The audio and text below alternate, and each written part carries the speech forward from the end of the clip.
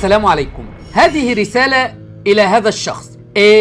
أحمد سلمان كان في مكالمة بيني وبينك تتذكرها؟ الشيعة قالوا لا، ده هذه مكالمة كذب وأنت تعلم، ومحاور الشيعة يعلمون أنه أنت، وخفت أن أنت تقبل مناظرة رامي عيسى. والآن يا أحمد سلمان، إن كنت رجل واثق من هذا المعتقد الهش، اقبل مناظرة رامي عيسى في سلسلة مناظرات.